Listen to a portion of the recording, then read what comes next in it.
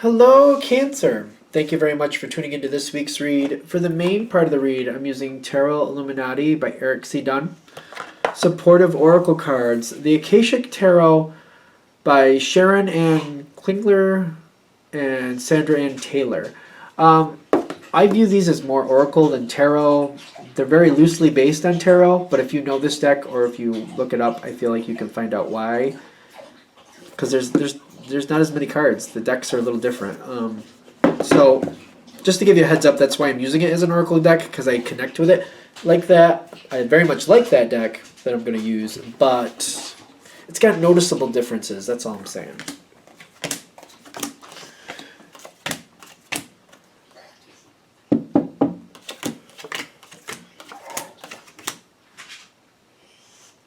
What do you got going on here, Cancer? I'm kind of excited. Go lay down, Bubs.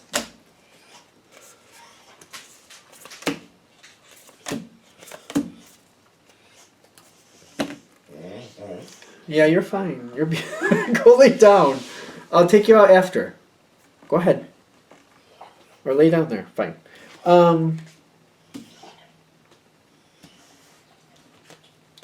Going into this Cancer, he's very vocal. Sorry. He's part golden retriever, in case anybody's wondering. He used to be this vocal, but he's vocal the older he gets. The Eight of Pentacles with the Treasure is what you're going into. Now, the Treasure card in this deck is very curious to me. I'm definitely an intuitive reader, so it depends on what's going on with it. I feel like you're working on making a situation a treasure. I feel like you're working on bringing it together and showing other people the true value that you got in front of you. That they have a situation here that they're also a part of. Maybe they're a little bit more pessimistic, but you're working to show them, hey, you know what, this lot of land that you just think is a bunch of shrubbery and waste and mud, if we work with this can be a nice place. We can work this, we can sell this, we can do a lot of things here. We just got to put some work into it. You're working on making the situation that other people don't see as a treasure. There's a jump of energy with this too. You're very excited about it. Kind of like, no, you're seeing this incorrectly. You got to see the treasure you really have before you. I like this. It starts off good. Hilarion. Now, when I look at this, I don't know what Hilarion means. I'll be honest with you. But I'm feeling the Hierophant energy. And again, I'm an intuitive reader. I'm getting there's a lot going on behind the scenes. There's a lot starting to show up. It hasn't quite come into focus yet, but I'm getting that you have inspired the people around you. You got the Queen of Roses, which I believe is supposed to be like the Queen of Cups. And you've got the Winged Messengers, which is the Two of Roses. This is again where in the beginning I told you this doesn't really match because I think this is supposed to be cups. It doesn't look like the Two of Cups imagery I'm used to. But I'm getting like when I'm feeling this, like there's two empty seats, like there's hope and prosperity possible here. It's almost like this person is trying to see, do I really have people to fill these chairs? Because if they're just chairs sitting there on their own, well, that's nice. I mean, I could take a picture of it. I guess that'd be great. But the reason I have those there is because I want people to come in and fill them. And I'm saying roses are water, but it could be. I'm noticing there's birds on there, so maybe they're trying to do air. I don't know. I'm just going intuitively. I'm getting that you're inspiring this person. This person seems very much looking at the situation like there's a good possibility. You've shown them the possibility here. They want to do it. They want to be a part of it. The Two of Roses is telling me it's yet to be formed, but they're starting to believe like, oh, you know what? If we get this together and we really put the effort in, this maybe really can happen. This is a moment where I feel like you have to step back and let them simmer on it. You got to let them simmer. You've done everything you can to convince them. But you got the Four of Swords. It's sometimes a healing card. For this situation, though, I feel like you got to just kind of hold back. Nothing's wrong. Just kind of let it be. Let them simmer on it for a while and see what happens from there.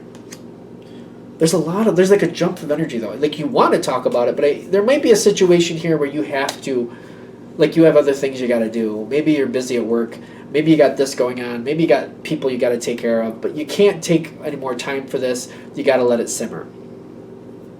The person, though, that you've inspired and you've convinced, they've got the Master Artisan here.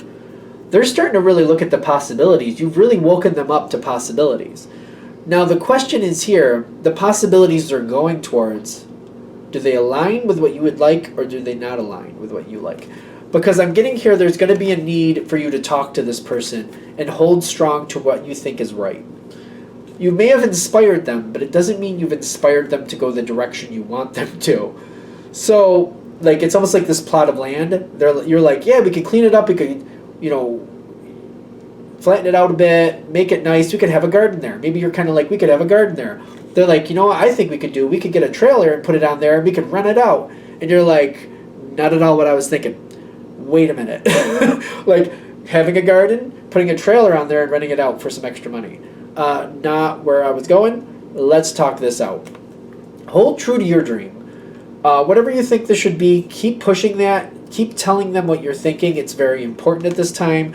This is a slow-going phase. This will come forward, but this is not going to happen in 2 minutes. This is going to take some time to really formulate how this should happen, what needs to be gathered to make it happen, what type of time it's going to take to make it happen. All the make it happens are coming in. You got a list of make it happens. What are all these lists? There's a list of things that need to go into place before make it happen can actually become a reality. I'm starting to get the need to like really. Is there like a panic with this? I don't know. I feel like the energy's a little bit ramped up. So if it should be or not is what I'm questioning. Like, I don't think I had water. Like, water doesn't make people. I think it's the energy here. Okay. Like, it just dawned on me. I'm like, James, you've been drinking water, so. You don't get all jumpy high from water. Not that I get that way anyway. Boring life. Don't worry about it. You are making sense to this person. They maybe go a little bit out of the lines of what they're thinking. You hone it back in. You're like, listen. This idea of the trailer and making money and renting it out, I see some pitfalls with that. I'm thinking, let's do this first. Let's try the garden the first year and just see how that goes, see how that feels. The trailer is still an option. If we go the trailer first and that doesn't work out, we got to take that all down. We got to deal with all that. There's a lot we have to do to make it happen to begin with. It's going to make things a lot more messy. We're not going to be able to do both things. So let's go with the garden. Let's go with my idea first. Because that's, we can try it. We don't like it. We move on. We try it. We like it. Then we keep it. Not a big deal. You're making sense to this person. You're bringing a thing of sanity in here. They're not completely sold at the beginning, but I'm getting it's kind of like the Wheel of Fortune. You're making sense to them. You're bringing reason into the situation is what I feel. Back it up with extra research. For example, I know it's a very simple analogy, but the garden thing. Show them what you want to plant in this garden, where it's going to be. Show them like why it's a good idea. Like, I don't know if you want to buy things to go down that road just yet. Maybe show them some YouTube videos about people planting gardens and how they made it work out. Maybe there's certain things that they like to eat, and you're like, look, we can easily make these, and this will be fun. You know how good fresh corn is? Isn't fresh corn the best? Fresh tomatoes fresh off the vine, aren't they the best? Meanwhile, I know I'm going to get comments, people saying, I hate tomatoes. I'm sorry. It's just an analogy. But use a little bit more leverage to prove your point, because I feel like this is how this should go. This is a good idea. And it's not permanent. It's just trying it out. Use some leverage. Use some leverage. Maybe you want to get some people there around, like, oh, look, so-and-so wants to help us with this. This is good. Move it more to your benefit. I do feel like they're going to go your way. They've got the death card in the environment, which I feel like they're giving in to what you want. I feel like they're accepting, like, okay, this year, like the year is a cycle, a full cycle, we're going to do the garden. So I'm committing to that. I'm like, let's put in the money to that. Let's get it going. I'm committed to making it happen. I'm committing to putting in the time, and getting the rewards and working with you side by side on this. So they're giving in to you is kind of what I'm getting with the death card. I feel like the death card is saying whatever, like, for example, they wanted the trailer, rent out the trailer. That's the death of that idea. I feel like that's what they're also trying to say here.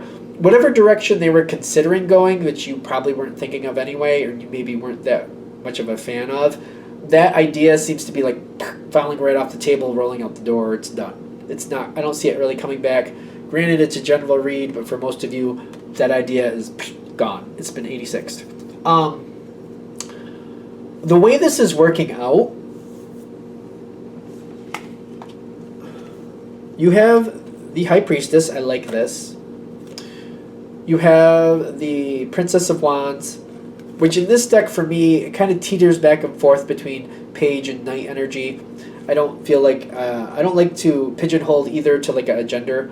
So when I'm feeling Princess, I'm like, the Princess becomes a Queen. So I'm just saying. I don't like this one looked at as the weaker one. I think that bothers me. So I'm like, the Prince and Princess I view as equal, just like the King and Queen I view as equal. So I feel like this is balancing out. It seems like it's lead, follow, trading it off and on. I think that's why I'm also seeing it that way. I also see going forward, there's going to be some bargaining on your side. You're going to be very happy to be a part of this with this person, but I also feel like they're going to want to change things here and there. I don't know if you're going to continue on the same path the year after this, for example. For example, again, the garden this year. Next year, they might want to try something different. They might be like, next year, let's put a shed on that. Let's put a shed there instead.